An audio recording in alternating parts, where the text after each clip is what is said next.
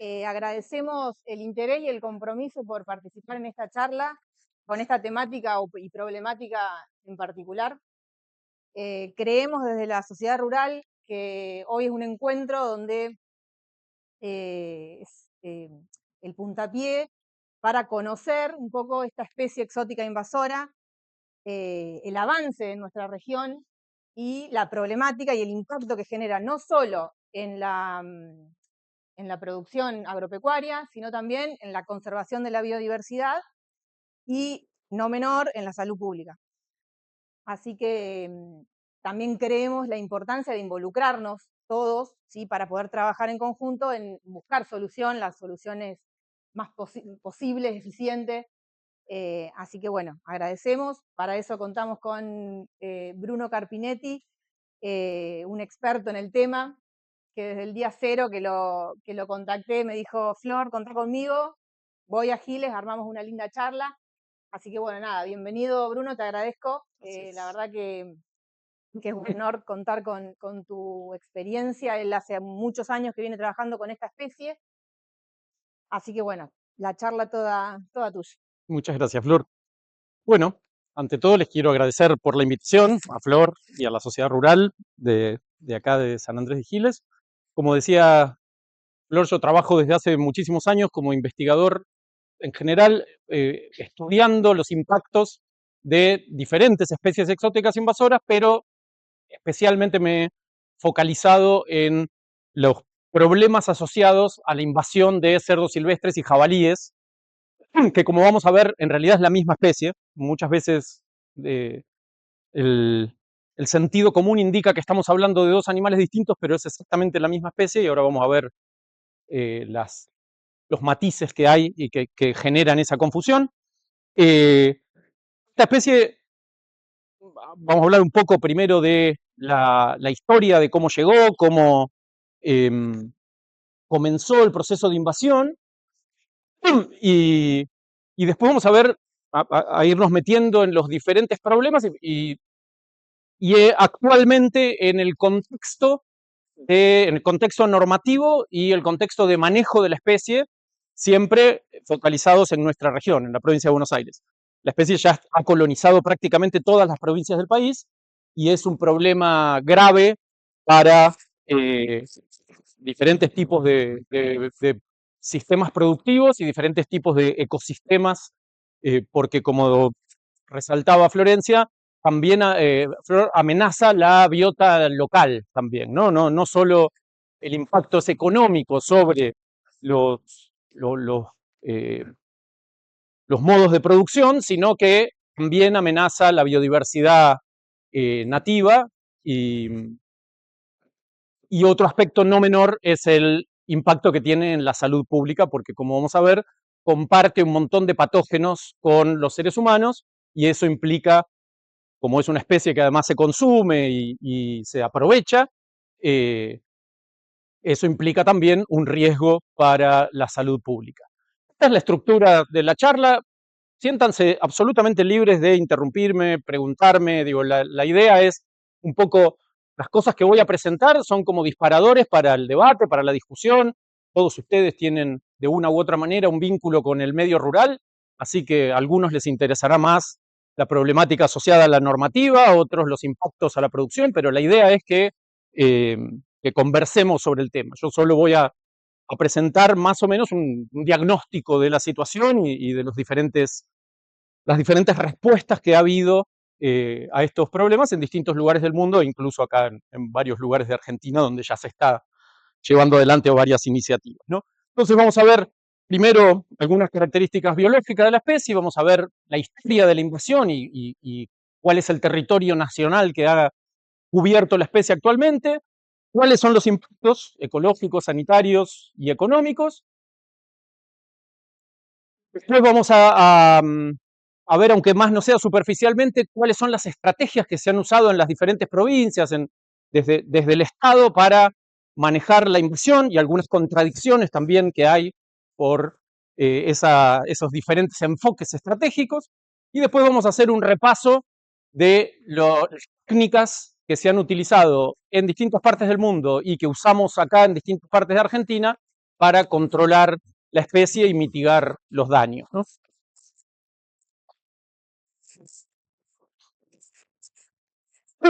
Bueno, esta especie tiene algunas particularidades que la convierten en un invasor especialmente eficiente. La principal, digo, la principal característica biológica que la hace tan eficiente es su altísima tasa reproductiva, ¿no? Y el corto periodo de gestación que tienen. Como dicen en el campo, y es absolutamente rigurosamente verídico, el periodo de gestación es de 3 meses, 3 semanas y 3 días, ¿no? Más o menos. Eso implica, ¿cómo? Claro, eso implica que pueden tener hasta 2 camadas y media al año, casi 3 camadas anuales, ¿no? Si además tenemos en cuenta que esas camadas pueden ser de 4 a hasta 12, incluso más, más lechones, le da una potencia reproductiva a esta especie que hace que las poblaciones crezcan de manera exponencial frente a la ausencia de predadores o de limitantes ambientales, ¿no?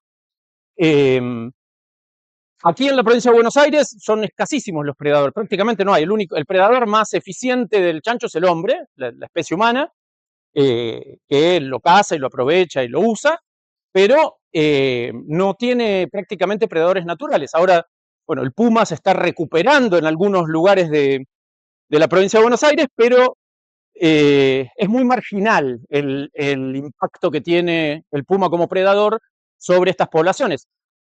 Básicamente porque el puma prefiere presas menores, ¿no? de menor tamaño, y porque además la especie no existía acá en esta región, ¿no? No es una presa natural del puma. Por lo tanto, la capacidad invasora es muy grande. Además se adapta, piensen que tiene la capacidad de adaptarse a muy distintos ambientes. La única debilidad biológica que tiene es que es muy malo regulando la temperatura, ¿no? No tiene glándulas sudoríparas, parecidos a los perros en eso, y por eso requieren, todos los cerdos requieren de cuerpos de agua o barro. El chancho se revuelca en el barro y eso no porque sea sucio, sino porque en general necesita la cercanía a los cuerpos de agua para termorregular, para regular su temperatura corporal.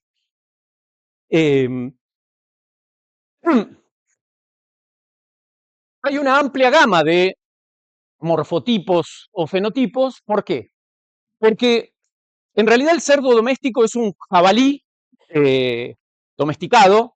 La especie se domesticó en distintos puntos de Eurasia hace más o menos unos 6.000 años, ¿no? Y a partir de eso, a partir del proceso de domesticación, se constituyeron los distintos linajes que hacen a las razas domésticas actuales, que son muy diversas, ¿no? Hay de todos los tamaños, de todos los colores, de todas las formas. Sin embargo, tienen una gran capacidad de revertir la domesticidad y silvestrarse, ¿no? Y después de varias generaciones de silvestría, rápidamente aparecen caracteres que los asemejan bastante más a esos cerdos asilvestrados o cimarrones, los asemejan bastante más a el morfotipo original, que es el del jabalí silvestre euroasiático, ¿no? Entonces, ahí tenemos de manera muy esquemática, pero tenemos los diferentes fenotipos que podemos encontrar de la especie, ¿no? El jabalí puro, silvestre, cerdo doméstico y los cerdos cimarrones o asilvestrados, pero dentro de, como vamos a ver ahora cuando veamos la historia de la invasión, todos estos morfotipos se cruzan entre sí, dan animales con distintos colores, distintos patrones de pelaje, de tamaño, así que no hay que apegarse, no son las formas típicas que vamos a encontrar, sino que vamos a encontrar mucha más diversidad de acuerdo a la región y a la historia de la invasión en cada sitio. Como les decía, la distribución original de la especie es esta. El rango de distribución era el continente europeo, Asia y el norte de África. Ese es el rango de distribución originario de la especie. Sin embargo, producto de la colonización europea del resto del planeta, se ha dispersado y hoy ocupa prácticamente todos los continentes, salvo el continente antártico, y enormes extensiones de esos continentes. ¿No? Es un problema muy grave en Norteamérica. En Estados Unidos ha ido creciendo su rango de distribución en los últimos 50 años de manera muy acelerada. Estos mapas ya son viejos, porque acá prácticamente todo el cono sur de Sudamérica está invadido, Uruguay, al sur de Brasil, Paraguay, prácticamente toda Argentina. Digo, Australia tiene graves problemas con distintas formas de cerdos asilvestrados y jabalíes. Bueno, la especie ha colonizado todos los sitios donde nosotros lo trasladamos, los seres humanos lo trasladaron y le dieron cierta posibilidad de naturalizarse, ¿no? Aquí en Argentina, nosotros tenemos registros históricos de que los animales fueron traídos por las primeras expediciones, los fundadores de Buenos Aires. De hecho, hay tenemos un registro histórico en un diario de un viajero que llega con Pedro de Mendoza en el primer barco que viene acá y que funda la ciudad, el primer asentamiento de la ciudad de Buenos Aires, que dice que traen cerdos y los liberan para que hagan casta, dice, ¿no? Y desde entonces, digamos, desde el siglo XV hasta la actualidad, a lo largo de todos los últimos 500 años, encontramos registros de viajeros, sacerdotes, bueno, la gente que escribía y que observaba la naturaleza, describiendo poblaciones silvestres de estos animales, especialmente en toda la franja costera de la provincia de Buenos Aires, ¿no? La zona del estuario del Río de la Plata, los medanales costeros, los bajos del Tuyú, lo que se conocía como la zona de Madariaga, General Lavalle, toda la franja costera del estuario del Río de la Plata y de la costa bonaerense, ¿no? Sin embargo, esa no fue la única fuente de genética, ¿no? Después, a comienzos del siglo XX, más precisamente en 1906, don Pedro Luro, un estanciero, pariente político del general Roca, trae animales para actividades recreativas, con fines cinegéticos, ¿no? Y lo suelta en su estancia en La Pampa, en la estancia San Huberto, con la finalidad de constituir un coto de caza. Para eso trae jabalíes puros, silvestres, desde Europa. El coto tiene unos años de vida esplendorosa, después se abandona, se caen los alambrados, los animales se escapan y eso constituye otra fuente de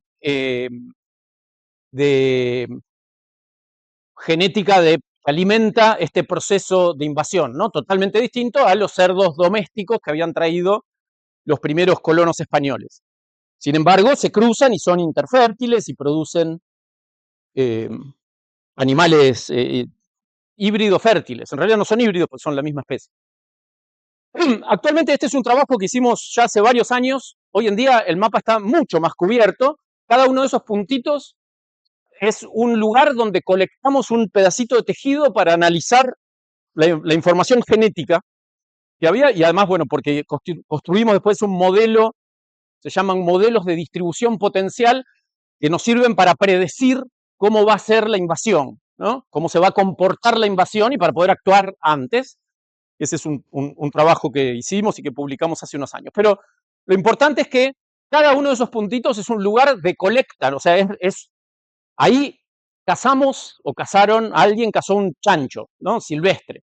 Entonces eso nos da una idea del rango de cobertura que tiene la especie en el país. Hoy en día ya ha llegado a la provincia de Santa Cruz, ya ha colonizado la provincia de Santa Cruz, Incluso hay una población que es muy antigua, bastante antigua, en la isla de Tierra del Fuego. Yo creo que los únicos lugares, las únicas ecorregiones, los ecosistemas que no ha invadido son solo los ecosistemas de altura, la puna, y ecosistemas muy, muy extremos con condiciones ambientales que no le permiten colonizarlo, pero todo el resto ya lo ha invadido, ¿no? ¿Qué problemas acarrea esta invasión? ¿Por qué decimos que es un problema? Bueno, primero impacta, digo, los primeros impactos son sobre la biodiversidad nativa, ¿no? Los cerdos son omnívoros, tienen una capacidad de adaptación enorme, se comen absolutamente todo, por lo tanto tenemos documentados muchísimo producción científica dura. De hecho, ahora acabamos de publicar un trabajo que hicimos con nidos artificiales y cámaras trampa para evaluar la potencial predación de estos animales sobre las aves que nidifican en el suelo, que ustedes saben, en la región pampeana no había bosques importantes, más allá de los bosques de tala del cinturón costero y algunos otros parches allá en el sur de la provincia, de espinal y de monte. El resto era todo pastizal, por lo tanto las aves nidifican en el suelo. La gran mayoría de las especies animales andan a nivel del suelo. Bueno, el chancho se come todo, ¿no? Y lo demostramos a partir de este trabajo que hicimos con nidos artificiales, que donde hay chanchos, las aves silvestres realmente sufren un impacto muy, muy alto, ¿no? Hemos documentado, bueno, ese es un chancho ahí predando un nido ñandú. Se ha documentado la predación sobre crías de carpincho en la zona de esteros de Liberá. Esto es un ciervo axis, que es otra especie invasora. No sabemos si lo mató o si lo estaba carroñando, pero claramente predan son muy carnívoros, de hecho son caníbales también. Nos ha pasado en la zona costera, nosotros trabajamos monitoreando los patógenos que circulan en la población de chanchos. Entonces, cazamos animales, extraemos muestras, hacemos una necropsia completa, le sacamos diferentes muestras a los diferentes órganos, muestras de sangre, y después en el laboratorio buscamos, escaneamos, digamos, a ver qué patógenos están circulando dentro de la población de cerdos silvestres.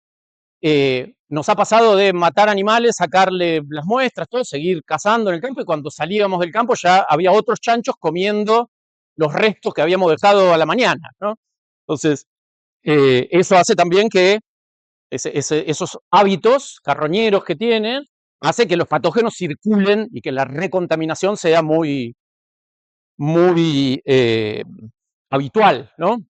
Especialmente con enfermedades parasitarias como la triquinosis. Bueno, los chanchos que se comen a sus congéneres o a otros pequeños mamíferos como las ratas, de esa manera adquieren el parásito, ¿no? Que después, vamos a ver un poquito más adelante, pero puede pasar incluso a los seres humanos si se consume la carne sin cocción. Sí, claro, sí, sí, en condiciones extremas se pueden comer a los lechones y todo. Por otro lado, también el hábito de osar hace que modifiquen la composición, la estructura de las comunidades vegetales y la diversidad, ¿no? Esto de dan vuelta la tierra y cambian totalmente la composición de las comunidades vegetales, ¿no? Tienen un impacto muy grande sobre la biodiversidad vegetal. Y por otro lado, este mismo proceso que hacen para alimentarse, estimulan procesos erosivos. ¿Por qué? Porque desnudan el suelo y cuando llueve el suelo se lava, ¿no? Pierde sus nutrientes, impacta sobre la microbiota de los suelos de una manera mucho más drástica, ¿no? Que si estuviera la cobertura vegetal. Por otro lado, los impactos a la producción son más que conocidos. Donde hay producción cerealera, los daños que producen son enormes.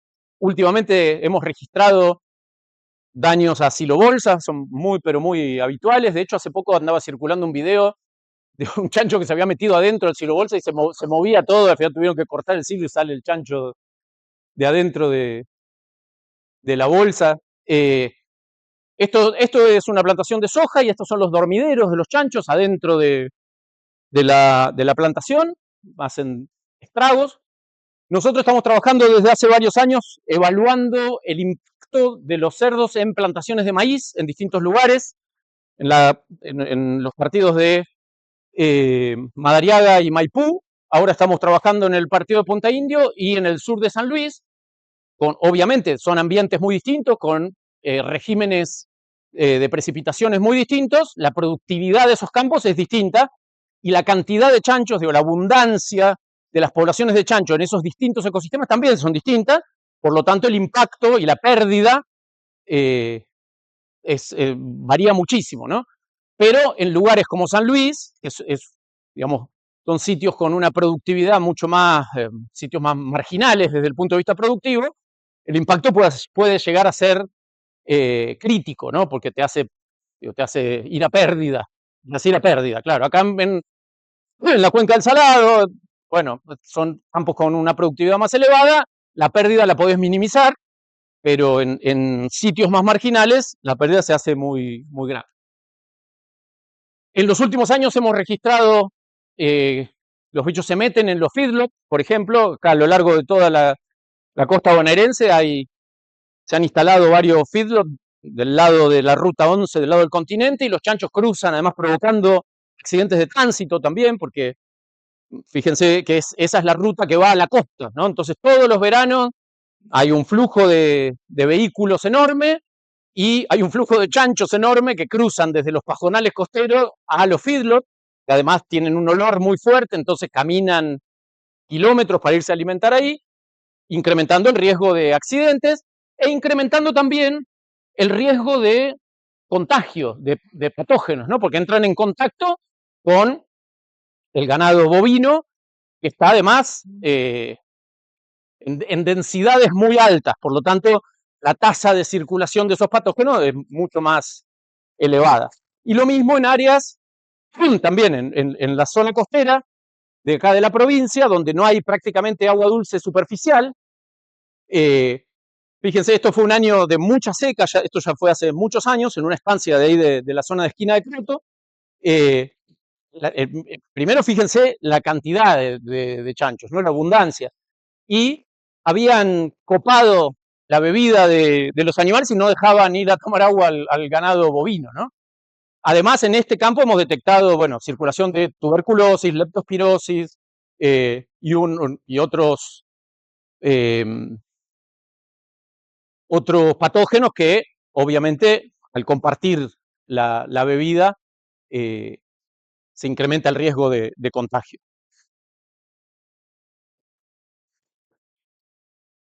Y precisamente el riesgo de contagio no solo se circunscribe a los stocks ganaderos, sino que también hay riesgo de contagio a las personas, a los seres humanos que tenemos contacto con los animales, ¿no? Especialmente durante la faena. Por ejemplo, de la triquinosis todos hemos escuchado hablar, aunque más no sea lejanamente.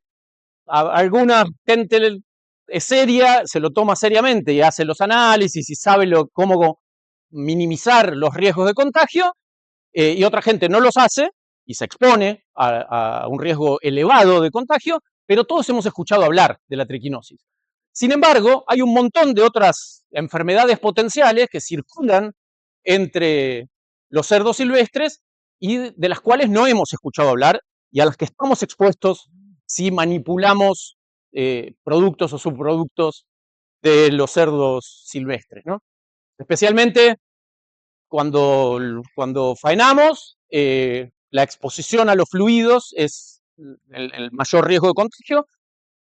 En Australia, por ejemplo, hay una tasa altísima de cazadores de chanchos. Se hizo un escaneo dentro de la población humana de cazadores y hay un altísimo porcentaje de positivos a brucelosis porcina, por ejemplo, ¿no? Es muy fácil de contagiársela en la faena si uno tiene un cortecito o incluso si se salpica el ojo con fluidos, puede llegar a contagiarse. Por lo tanto, un poco es imposible prevenirlo. Con el uso de guantes de cirugía ya es un montón, ya eso reduce muchísimo la exposición. Y además hay otros, bueno, hay un montón de parásitos, hemos publicado varios artículos sobre las parasitosis que existen en las poblaciones de estos animales. Hay riesgo de tuberculosis, también es bastante frecuente, leptospirosis, y bueno, y después, como decía antes, hay un montón de patógenos que solo afectan a las poblaciones de cerdos, pero que son un riesgo para la producción porcina, ¿no? Como por ejemplo la enfermedad Auschwitz, que es una enfermedad viral que tiene un impacto muy grande en los stocks de cría si ingresan si el virus entra a un establecimiento. El virus de Auschwitz es muy común en poblaciones silvestres de acá de la provincia de Buenos Aires. Son susceptibles a la fiebre aftosa, son susceptibles y fueron el vehículo de expansión de una peste que hizo, un virus que hizo prácticamente quebrar a toda la industria porcina europea y China, que es la peste porcina africana, y bueno, y unos cuantos más patógenos que lo importante es que nos quede la idea de que no solo es la triquinosis, sino que hay un montón más de patógenos que potencialmente pueden afectar a la salud humana, ¿no? ¿Qué se ha hecho con esta especie? Bueno, me quedó, la realidad que está incorporado el ciervo axis, que es otra especie exótica invasora, porque me quedó de otra charla la diapositiva, pero eh, ¿cómo se manejan estas especies? ¿Cómo se han manejado tradicionalmente en términos de las políticas públicas? Bueno, tradicionalmente, como son especies que son atractivas para la actividad cinegética, para los cazadores, digo, son especies que son muy buscadas por los cazadores. Entonces, lo que históricamente se ha hecho es manejarla con un criterio de aprovechamiento sustentable de la especie, ¿no? Entonces, por ejemplo, se ponían temporadas de veda, se ponían límites o cupos de captura, ¿no? O se restringía la caza a cuotos de caza y en el resto del ámbito rural estaba prohibida la actividad. ¿Qué sucede?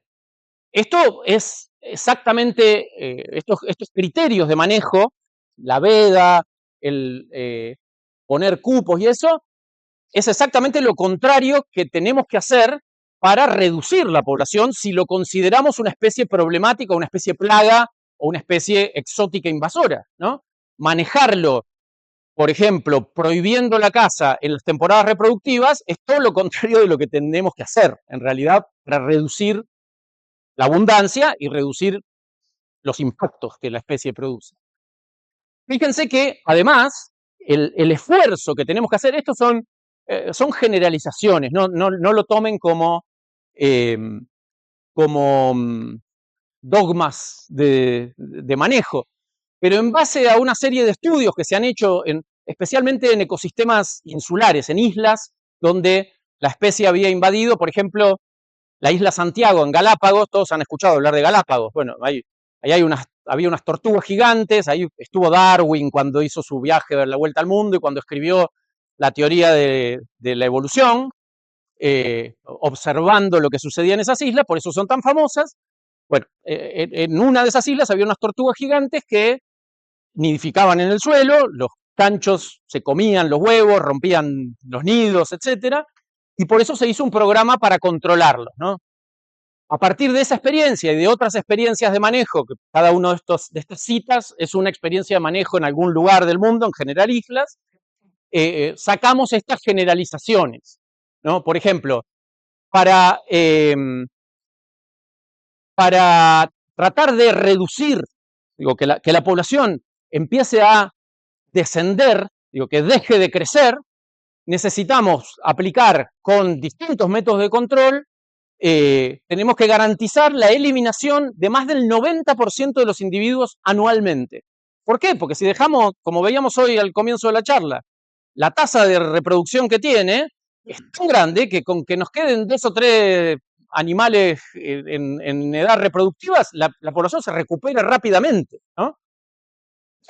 Para sostenerla, para que la población no crezca, no descienda, pero se sostenga en el tiempo, por lo menos tenemos que extraer de la población el 50% de los individuos anuales.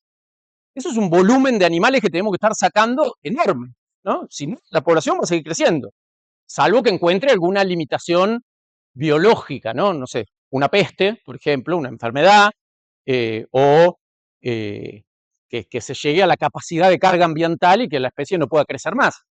¿Cuál es el problema? Podríamos decir, bueno, listo, esperemos a que les agarre una peste y los mate todos. Claro, el problema es que es una especie que es un chancho. Entonces, cualquier peste o cualquier problema que afecte a las poblaciones silvestres, rápidamente se contagia y afecta a los estocos de cría.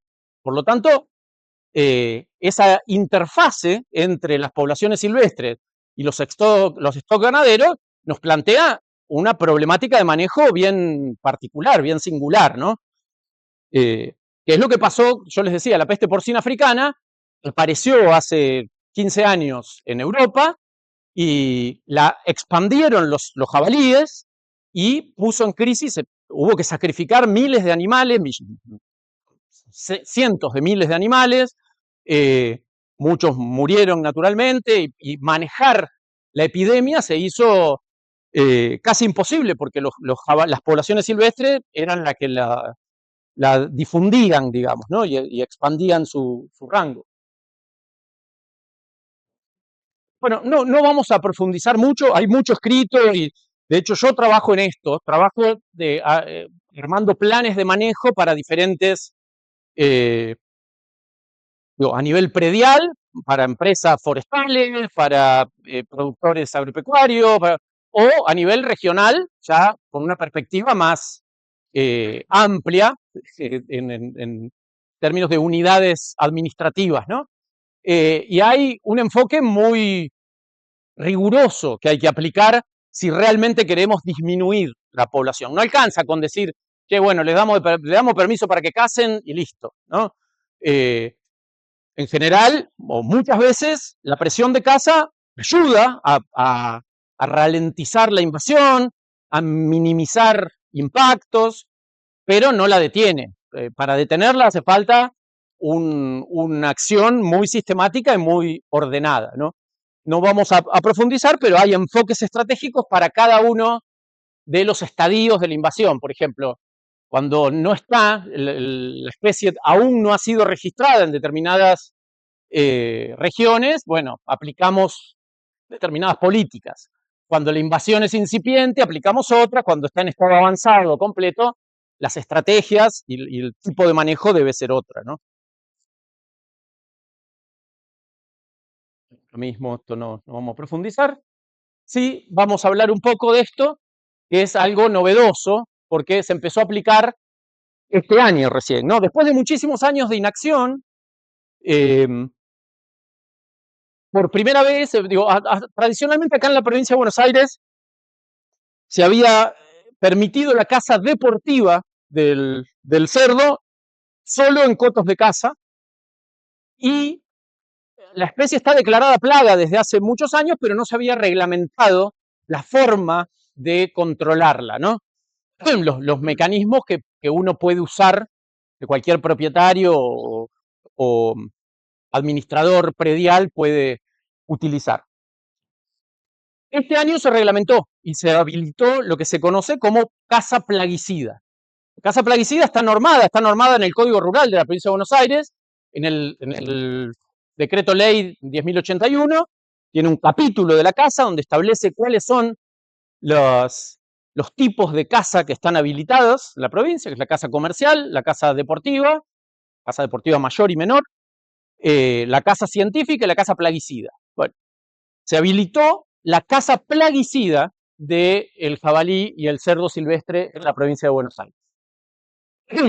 Porque se reconoce que es un problema para el agro, ¿no? Que es un problema productivo, que es un problema para la biodiversidad. La disposición 313, que es la norma que autoriza la caza plaguicida, establece algunas cuestiones, algunas restricciones, digamos, para el ejercicio de la caza, que en realidad reproduce la reglamentación que ya estaba plasmada en el Código Rural, ¿no? Esto de no se puede cazar en zonas urbanas o próximas a los asentamientos urbanos, no se puede cazar en caminos públicos, ni en tierras fiscales, y explícitamente expresa que el propósito de la caza no es recreativo, no es deportivo, ¿no? Sino que es reducir la población y mitigar los daños que la especie causa, ¿no? Para eso, el código rural, bueno, vamos primero a tratar de responder la pregunta de dónde se puede cazar. La caza plaguicida puede ejercerse en todo el ámbito de la provincia de Buenos Aires, salvo en áreas protegidas, que son las que están marcadas con verde. Las otras, bueno, y acá también en Sierra La Ventana hay otra área protegida, y bueno, son parchecitos muy pequeños, y después estos grandes refugios de vida silvestre, que es donde no se puede realizar actividades de caza porque es otra jurisdicción. Ahí no tiene jurisdicción el Ministerio de Desarrollo Agrario, tiene jurisdicción el Ministerio de Ambiente de la Nación y de la provincia, y todavía no ha sacado ninguna norma al respecto. En el resto de la provincia puede cazarse si se cumplen con determinados requisitos, ¿no?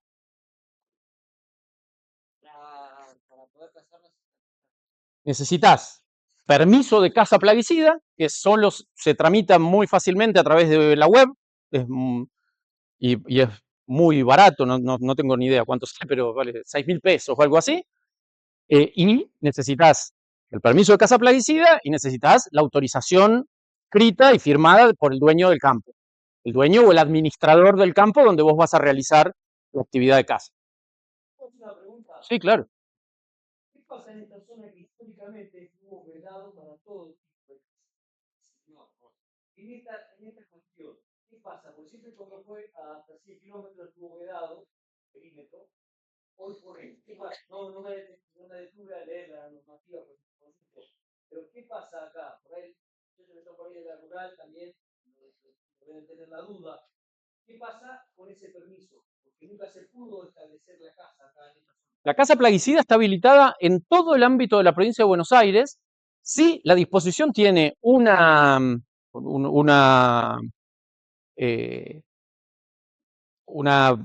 consideración, que es que los municipios pueden solicitar de manera técnicamente fundada la veda, pero lo tiene que solicitar el municipio y la tiene que aprobar el Ministerio de Desarrollo Agrario. Claro, cuando estuvo vedado, pero eso se estuvo, eso es histórico, digo, la administración del recurso fauna no puede haber habido una veda histórica, salvo que esté declarado área natural protegida, ¿no? Que eso sí implica una restricción permanente.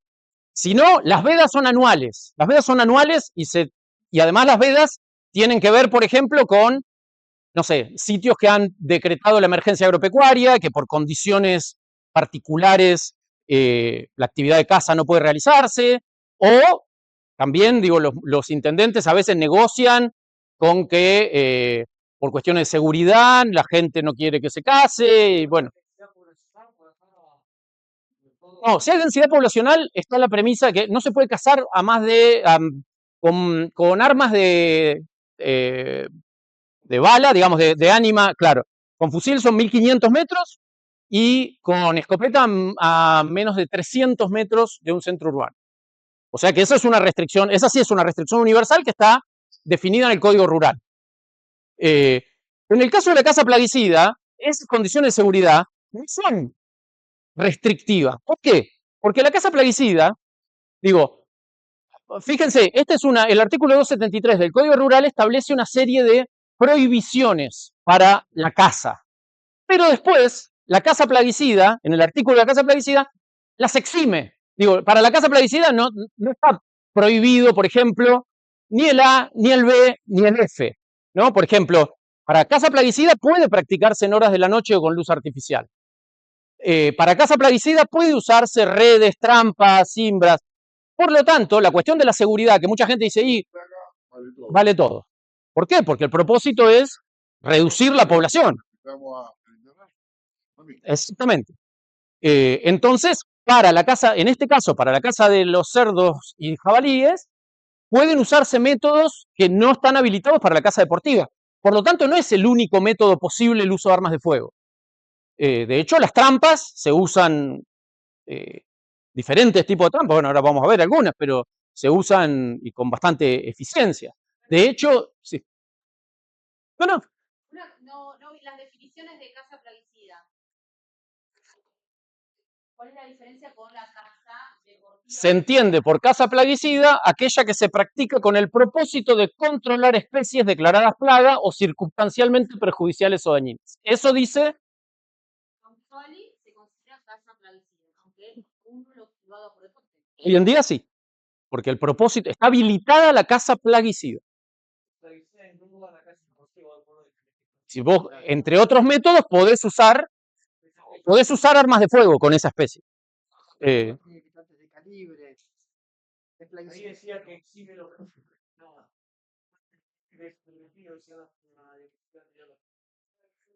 No, el 273 es el capítulo de las prohibiciones, pero que para la caza plaguicida hay algunas de estas, ojo, no todas, algunas de estas de las cuales está eximida. Por ejemplo, el A, el B y el F, sé que está eximida, por lo tanto se puede cazar de noche, se puede cazar con luz artificial, usando batidas, usando trampas, redes. Sí, el tema de los venenos es que hay otras normas que los prohíben, digamos, no está explícitamente prohibido por el Código Rural, pero hay restricciones al uso de tóxicos que están en normas del SENASA o de otro tipo de leyes y resoluciones, etcétera, ¿no? Entonces hay que ser muy cuidadoso con eso. De hecho, ahora vamos a ver, en muchos países del mundo se usa el veneno. De hecho, en estados como Texas está permitida la warfarina, que es un anticoagulante que usamos acá en Argentina, está habilitado, está autorizado para roedores, ¿no? Para ratas. ¿Cómo? Claro, exacto. Y después, en Australia, por ejemplo, en los últimos años se desarrolló un veneno que es muy bueno. Es una barbaridad decir que un veneno es muy bueno, pero es una sustancia bastante parecida al salitre que usamos para secar los chorizos, que le ponemos cuando vamos a hacer chorizo seco. Bueno, se usa, de hecho el nombre comercial del producto es Jogón, y se lo administra en unos tachos con un cebo, y los chanchos lo comen y se mueren, y la ventaja que tiene ese tóxico es que se desnaturaliza muy rápido, por lo tanto después si viene otro animal y se lo come, no se envenena, o sea, se corta la cadena de envenenamiento, por lo tanto es muy selectivo, ¿no? Y a partir de estos tachitos que han diseñado los australianos para ofrecerle el cebo a los chanchos, prácticamente solo los chanchos pueden comerlo, por lo tanto es muy específico. El problema de los venenos es que uno, si usa veneno, claro, no es selectivo, entonces el impacto... Sí. El tema de los jabalíes, el salvaje, en esta zona creo que es relativamente nuevo. Entiendo que sí. Pero en otras zonas no, ya hace muchos años. Exactamente. ¿Y por qué no se tomó antes la Hay- decisión de declararnos plagas y no dejarlo ahora que avanzó a un una concepto- Porque el problema es que el concepto de plaga es un concepto asociado a la abundancia y al daño. Los chanchos han estado aquí desde hace 500 años, pero nunca fueron tan abundantes como ahora. Esta explosión demográfica todavía no está muy bien explicadas las razones, pero hay algunas especulaciones a las cuales adscribo, como por ejemplo la baja en la población rural. En los últimos años, y especialmente, obviamente, desde la aparición de los paquetes tecnológicos del campo, los paquetes de Monsanto y eso, la población rural ha ido disminuyendo, cada vez vive menos gente en el campo. Por lo tanto, la presión de caza, hay menos perros, hay menos personas viviendo permanentemente. Eso también explica, por ejemplo, la recuperación del puma, ¿no? De especies como el puma. Y después también, con el tema del chancho, nosotros tenemos algunas hipótesis que tienen que ver con, paradójicamente, el éxito de las campañas de vacunación en los stocks de cría. La peste porcina, una enfermedad que era muy extendida, cada tanto había un brote, causaba estragos dentro de los stocks de cría, los bichos también se contagiaban, los bichos silvestres, y también ese producía ciclos, digamos, demográficos de incremento, incremento, incremento, un brote, y iba para abajo de nuevo. Por lo tanto, no crecía exponencialmente la población. Y después, otro tema también es la agriculturización de la provincia de Buenos Aires, ¿no? Hay mucho más morfi, exactamente. Hay menos gente, más recursos Y fácil. fáciles, menos presión de casa, y todas esas variables constituyen la tormenta perfecta, y la población se ha venido incrementando, ¿no? No hay una única razón, pero creo que todas estas cosas hacen al escenario que estamos viviendo actualmente, donde sí, la especie empieza a aparecer en la zona núcleo. Antes nunca hubo chanchos, siempre en la cuenca del Salado siempre hubo, en las zonas costeras siempre hubo, pero tampoco había como hay ahora, ¿no? Funciona mucho en el monte, Claro, ahí, todo eso. claro, es como veíamos hoy, viste la foto esa aérea del campo de Surca, los bichos viven allá adentro, o sea, se establecen y todo, Ellos en el maíz salen. salen como, sí, claro, claro. Es un reservorio. Y Sí. se meten, visitan casa. Sí, toda esa franja costera es un medio, es muy difícil para acceder, son marismas y zonas, ¿cómo? Cangrejales, exactamente. Y sí, funcionan como reservorio de alguna manera, sí, es cierto. Bueno, no quiero profundizar demasiado en esto, ya se los conté, además para cazar necesitamos, bueno, obviamente los propietarios o administradores de predios rurales están autorizados, no pagan, necesitan sí tramitar el permiso de caza plaguicida, pero es gratuito para aquellos propietarios o administradores de tierras.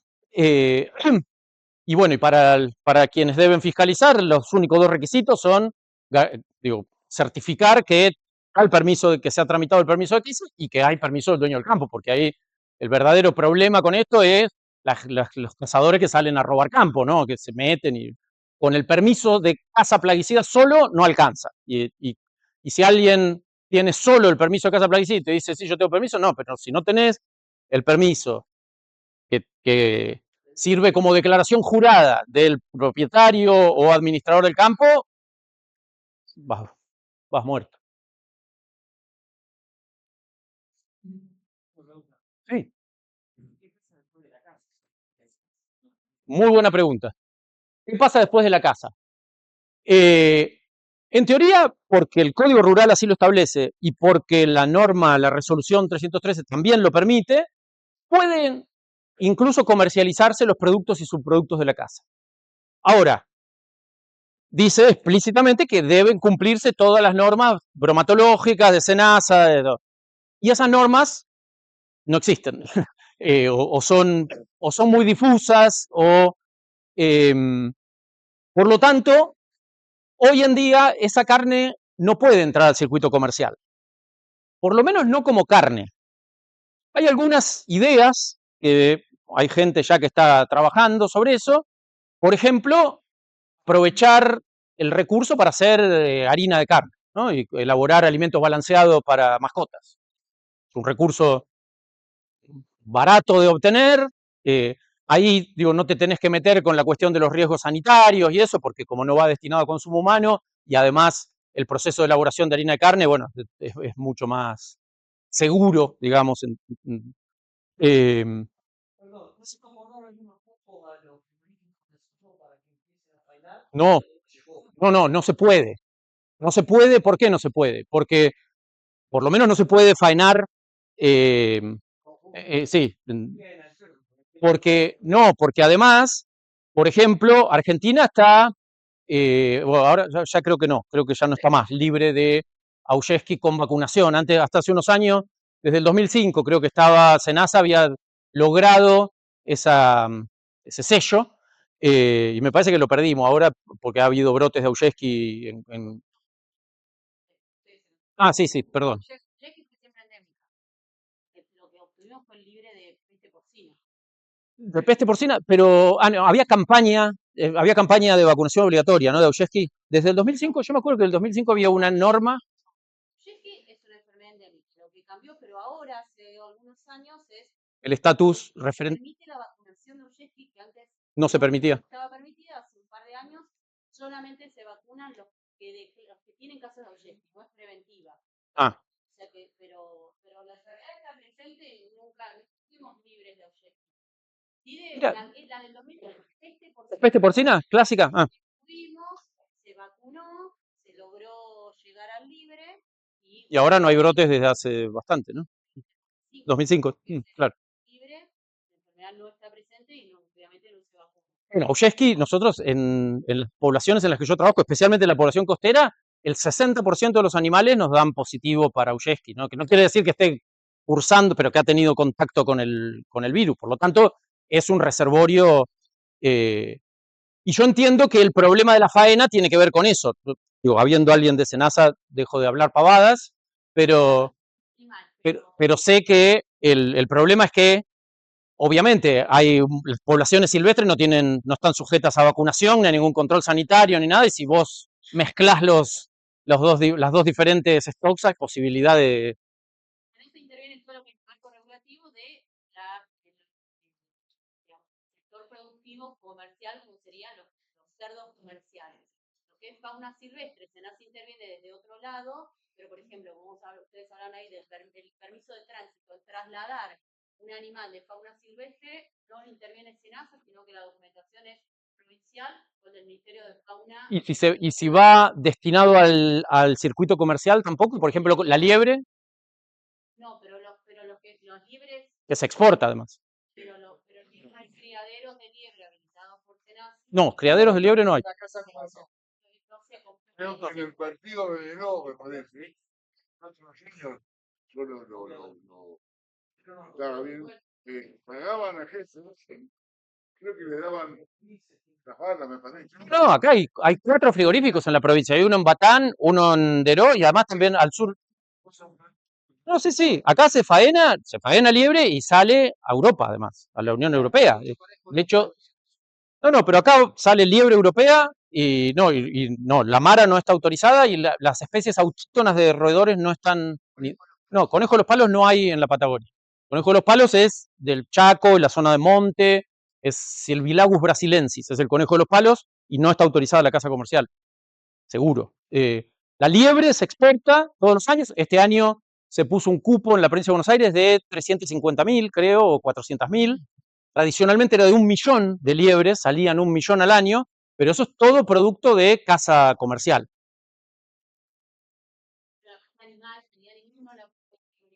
Sí sé que, por ejemplo, frigoríficos para jabalíes, no hay ninguno, o había un proyecto en La Pampa que avanzó. Sí. Lo raro es que, por ejemplo, se ve que hay algún circuito comercial por ejemplo, en la provincia de Entre Ríos se vende escabeche en todas las estaciones de servicio y tiene sello y todo. En Bariloche, cualquiera que vaya, bueno, los chicos si van de viaje a fin de curso van a ver Familia Weiss, producen ahumados de jabalí, de ciervo, en algún lado se faena todo eso. No es mi campo de conocimiento, no lo sé, no sé cuál es la normativa. Lo importante, digo, para la pregunta del compañero es que si bien la disposición permite la comercialización, dice que eso está sujeto a cumplimiento de las normas de bromatología, del SENASA, etcétera, que claramente ya se notó, no sé cuáles son. ¿Te puedo hacer una pregunta? Sí, claro. Con la casa, el transporte en la ruta, Sí. cielo nacional, ¿cómo es? Es libre, lo único que tiene que ser claro es permitir, digo, tenés que dejar despojos que permitan la identificación de la especie. O sea, no puedes llevar pulpa de carne y decir, no, esto es jabalí. Tenés que llevar un pata con cuero, o cabeza, o algo que permita identificar la especie, digamos. Sin cupo. No hay ninguna restricción especial, no. Lo único para... Provincia de Buenos Aires, sí. Sí, obviamente las provincias limítrofes tienen otras reglamentaciones totalmente distintas. De hecho, vieron que yo hablé de las diferentes estrategias. Por ejemplo, la provincia de La Pampa todavía tiene una estrategia. La provincia de La Pampa vive de la casa deportiva, o sea, es un recurso muy importante. Por lo tanto, este enfoque de casa plaguicida y no le cierra tanto, porque a ellos le conviene. ¿Cómo? Regalan un buen negocio. Claro, exactamente. Nosotros porque tenemos, digo, porque la provincia de Buenos Aires tiene. Sí, tenemos unos minutos. Bueno, dale. Nosotros tenemos, obviamente, una eh, capacidad productiva mucho más elevada que la provincia de La Pampa y otro tipo de producción. Sí, porque no son áreas particularmente agrícolas, digo, por ahí si alguien hace chacra, hace 20 hectáreas de maíz o algo, entonces el impacto va a ser mucho menor. Ya hay lugares donde de alguna manera se está compartiendo. Sí, claro. O sea, que se han organizado y que en algún municipio. Hay varios. Tandil tiene una iniciativa. Como para. El municipio de Tandil tiene una iniciativa bien interesante, además con gente de la UNICEN, de la Universidad Nacional del Centro, que está ahí en Tandil. Ahora Balcarce también desde el municipio ha impulsado un proyecto medio mirando a Tandil para hacer algo parecido. Y después, bueno, hay muchos productores que lo hacen a nivel predial. Yo estoy trabajando para una empresa forestal muy grande que está en el Delta. Digo, hay otra gente que la escala varía. Digo, no siempre es a escala municipal el manejo. Pero sí, hay muchas, en este momento hay muchas iniciativas y hay muchas iniciativas, te diría, en todo el país, porque hay gente muy preocupada por el tema. Sí, claro. Vamos a avanzar, vamos a pasar toda esta parte que ya lo vimos y vamos a terminar con el tema de las técnicas de control. Como yo les decía, no hay una única técnica de control. Hay, si queremos realmente reducir la población, en general lo que se hace es aplicar diferentes técnicas de manera secuencial o de manera simultánea, ¿no? No hay una receta única. Eso tiene que ver con la abundancia, con el lugar, el ambiente en el que vayamos a trabajar, etc. ¿no? Y van los métodos posibles, van desde el uso de trampas, armas de fuego, la caza con perros, hay métodos múltiples. Vamos a ver bastante rápidamente. Bueno, también esto es interesante e importante, ¿no? Porque después nosotros acá partimos de la base de que todos tenemos algún tipo de vínculo con el medio rural, todos tenemos clara la idea de que a veces hay que combatir las plagas y que eso implica la aplicación de métodos letales, ¿no? Bueno, eso no lo comparte todo el mundo. Hay gente que no piensa lo mismo y hay mucha gente, especialmente en ambientes urbanos, los citadinos, lo cuestionan eso, dicen, ¿por qué lo van a matar?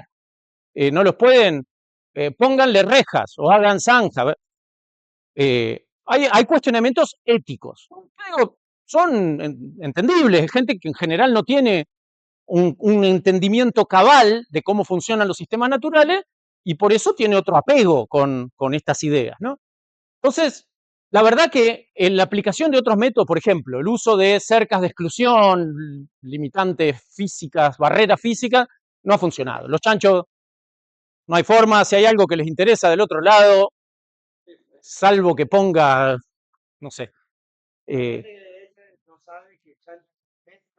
ya entró, exactamente. Hay varias, salvo en lugares muy pequeños para restringir jardines, que uno puede levantar cercas muy fuertes, rejas, cosas así, en general o no funcionan o son muy caras, además, ¿no? Porque si uno tiene que, no sé, cercar 200 hectáreas, no se te pierde rentabilidad en la producción. No, Lullero no. No, porque tiene un pelaje muy grande, además tiene una coraza impresionante, el cuero es muy grueso, le puede molestar, pero no más que eso. Después hay un montón de trampas que se han usado. De hecho, estas 3 son trampas que usé yo. Ahora hay gente que por ahí les puede hablar un minutito. Ellos tienen una trampa están promoviendo. Ahora la semana que viene va a haber una reunión en la Sociedad Rural de Lobería y ellos van a hacer una presentación de una trampa que ya se ha usado en distintos lugares del mundo, una trampa red. Pero yo he usado estas trampas que van desde esta, que es una trampa carísima, que nosotros, bueno, esta fue copiada acá en Argentina, es una trampa de diseño, la diseñaron y la patentaron en Estados Unidos, es un corral que se eleva sobre 3 postes, ¿no? Y queda el corral a esta altura más o menos. Y le ponemos una cámara de seguridad, como las cámaras de vigilancia, y vos ves, funciona con un panel solar, y ves, y se ceba la trampa. Entonces los bichos van a comer y todo, y vos lo ves cuando tiene un sensor de movimiento hace que cuando hay movimiento me suena el celular, lo miro a ver cuántos bichos hay, si me interesa, la gatillo y el corral cae sobre esos 3 ejes, y es muy eficiente, es muy cara, es muy costosa, necesita tener señal de celular, que muchas veces cuando uno está trabajando en el campo no hay, es muy pesada para trasladarla, para armarla, pero bueno, es muy eficiente y tiene la particularidad de que podés seleccionar cuándo ejecutar, cuándo accionarla y cuándo no. Después hay trampas pampa como esta, que está armada con palo a pique de ligustro, esa la armamos porque queríamos hacer chorizo, y no tiene ninguna eficiencia en el control, pero sí podés extraer animales, ¿no? Y después hay trampas más humildes como esta, este es un modelo también que lo diseñaron los norteamericanos, con metal electrosoldado, malla electrosoldada, y varillas T, se arma y se desarma el corral y es como una trampa de laucha, digamos, vos la dejás abierta varios días, se cierra sobre sí misma el alambre, nosotros la dejamos abierta y se vamos todos los días, los chanchos entran, cuando ya detectaste que están entrando, las cerrás, los chanchos o si quedan, pasan, pero después no pueden salir porque el alambre vuelve a pegarse al otro, se le ata una gomita, algo, un pedazo de cámara de auto y son de captura múltiple, ¿no? Tienen esa particularidad. Son trampas muy baratas, relativamente eficientes y son de captura múltiple. Bueno, obviamente el uso de arma de fuego está muy difundido, es uno de los métodos más comunes. Sí, se aplica de distintas maneras, ¿no? Desde caza al acecho, por ejemplo, en el Parque Nacional Palmar se usa un método de caza al acecho. Se armaron unas torretas, se ceba los lugares, los cazadores se apostan ahí y los disparan desde las torres, restringiendo, además está bien zonificado y todo, no, reduciendo el riesgo de en el uso de las armas, ¿no?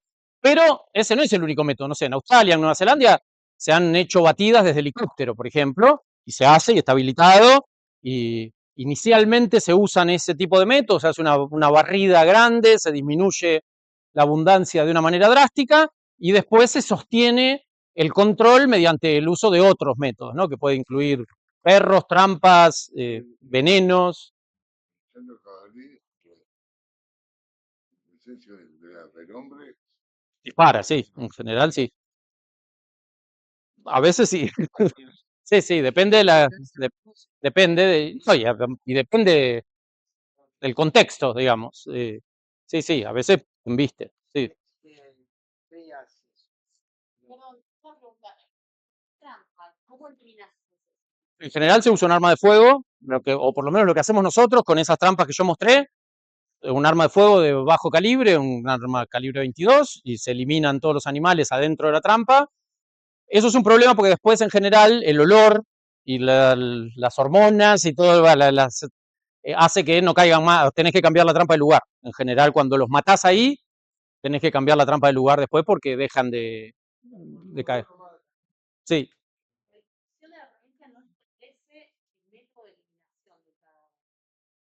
No, dice que no se pueden abandonar carcasas a campo. Eso sí. No es que lo mato y lo dejo ahí. No lo podés dejar tirado. Tenés que sacarlo. Traes otras plantas. Exacto. O lo desnaturalizás de alguna manera, un pozo con cal, un incinerador, o lo consumís, que también es perfectamente legal y posible. Te hago una consulta. del análisis de la carne, ¿dónde se hace?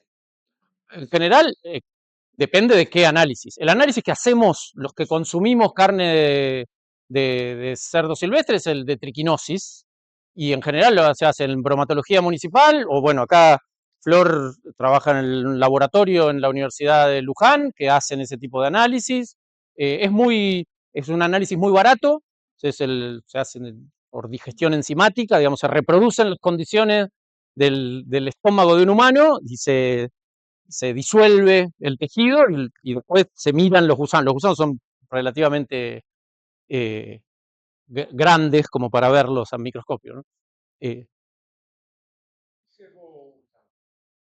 Y depende del lugar. Por ejemplo, acá en la costa nosotros intentamos muchas veces con maíz y al maíz ni lo conocen. Entonces usás carne podrida, cadáveres, pescado, cosas que sean muy olorosas. Depende mucho la zona. Esta zona se podría hacer maíz. Acá se podría hacer tranquilamente.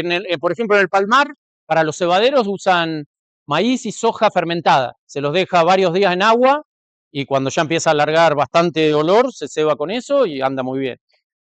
Pero depende mucho la zona, ¿no? Bueno, el uso de perros también es un tema controversial desde el punto de vista del bienestar animal y eso, hay muchas objeciones. Acá en la Argentina, la provincia de La Pampa, la provincia de Río Negro, lo permiten explícitamente y está reglamentado como caza deportiva.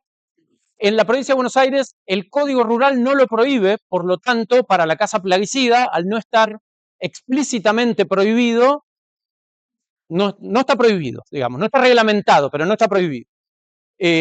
Nosotros hemos utilizado perros, pero con métodos con unos chalecos especiales de protección, con un GPS que nos permite identificar dónde está el animal en tiempo real, por lo tanto uno puede llegar rápidamente a donde está el chancho y aplicar algún método letal para eliminarlo.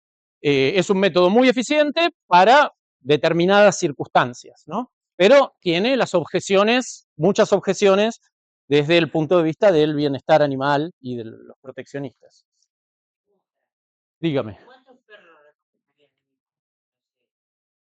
recomendarían tener en el campo por las dudas?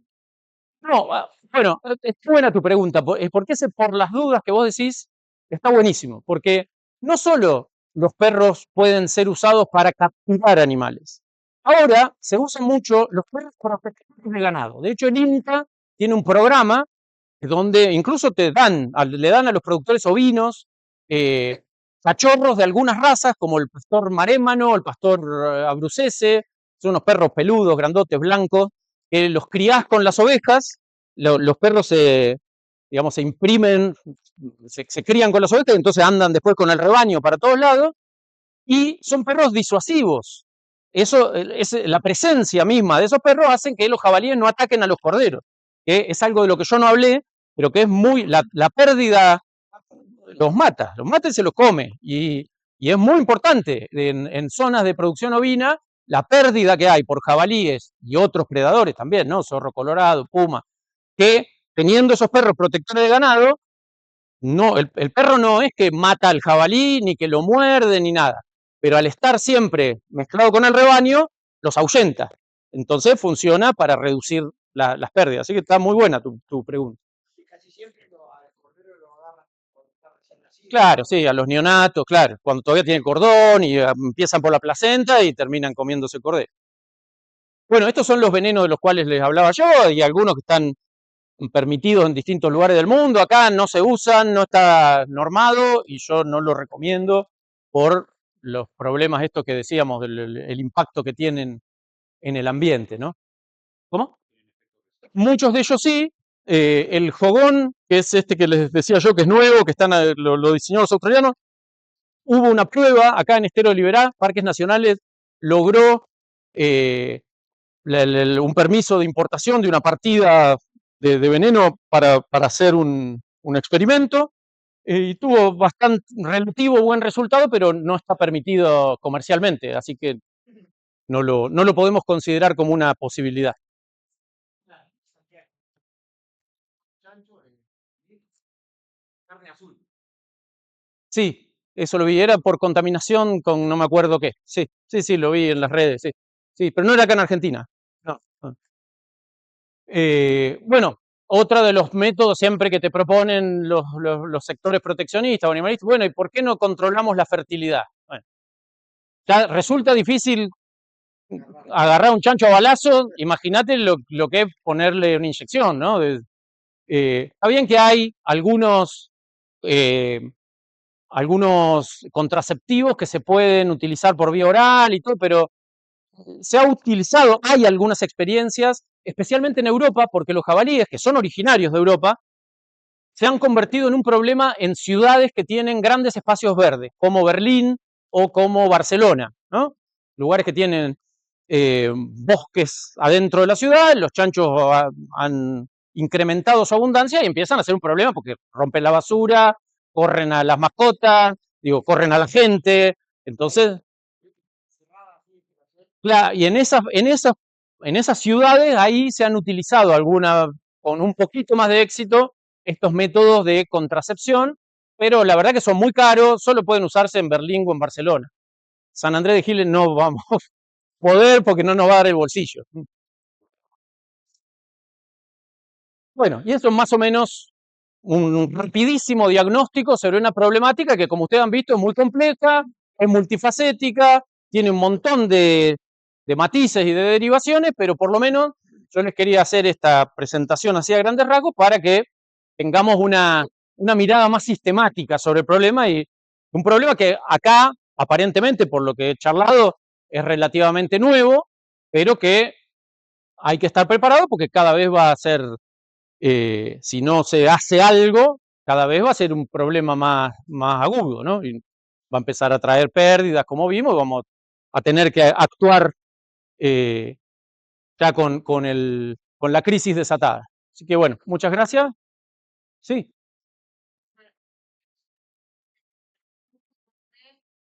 Habían gente sí, que ha declarado que había realizado caza y entonces pudieron hacer un mapeo. sí. Hoy existe algún lugar donde se pueden registrar las personas que cazan jabalí. No, Lo puede registrar. no, eso es un proyecto nuestro de varias universidades, y de hecho, gente de acá de la UNOVA, de Pergamino. En Pergamino es donde está toda la base de tejidos que tenemos, porque ahí está hay una carrera de genética que se estudia ahí en la UNOVA, y todos los trabajos esos los hicimos para construir el mapa genético de las poblaciones de jabalí de Argentina. Cada uno de esos puntos es un lugar donde recolectamos un pedacito de tejido para ese estudio. Pero no es nada, no es algo gubernamental, no es una iniciativa, eso es un proyecto científico nuestro. En realidad uno no tiene un registro, digamos, y después lo puede evaluar el registro, se hizo una caza, 10, la cantidad de animales, no sé, bueno, es algo que va a trabajar desde cada municipio o desde provincia, realmente después saber, digamos, se autoriza, vuelvo a decirlo, no es algo de SENASA, sino que lo que presentaste de la provincia, se autoriza la caza, la plaguicida, pero después no sé cómo será el registro de esa plaguicida, quizás no quieren o no se necesita tener ese caso. En realidad siempre es muy importante tener un registro, no siempre es posible, pero sí es deseable, digamos, sí es deseable. Que yo conozca, no hay ninguna forma de registrar, y además el problema es por una cuestión de escala también. El problema es tan grande y no hay una autoridad jurisdiccional que pueda centralizar eso, que pueda decir, bueno, si no me avisan a mí, tengo, no sé, medidas punitivas para... es difícil, es muy importante lo que vos señalás, pero es muy difícil de montar un sistema de información, porque además la gente no te dice dónde lo cazó, la gente no quiere. Muchos de los cazadores no cumplen con todas las normas, se meten en campos donde no tienen permiso. Es difícil que alguien esté totalmente en regla y que además quiera declarar dónde cazó porque no quiere que vayan otros cazadores o porque tiene sus bemoles.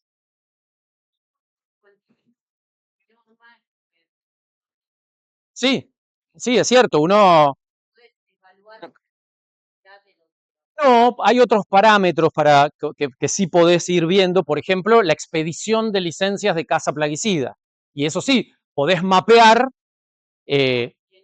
quiénes sacaron licencia y dónde están. Digo, hay otras formas indirectas de monitorear la actividad que no necesariamente implica el registro del punto de captura de un animal, ¿no? Las decisiones de manejo se toman además usamos todas las fuentes de información que tenemos y las combinamos y vemos, siempre hay vacíos de información y siempre hay déficit, pero bueno, es la forma en la administración de recursos naturales nunca no es matemático. Tenemos que jugar con esos vacíos de información. Tengo una pregunta, desde Sí. tu punto de vista, el dueño del campo, ¿qué tan amable o qué tan permisivo es a que esté en la casa hoy? Depende del daño que le estén haciendo los chanchos. A veces cuando hay un chancho son súper reticentes. No quiero que entre nadie a cazar, no sé qué. Cuando están, claro, cuando pierden el 30% de la producción, como pasó en algunos de los campos donde yo trabajaba, que se perdía el 30% de la producción de un maizal, y piden a los gritos que vaya, che, venía a correrme los chanchos porque me están destrozando. Eso depende mucho de eso.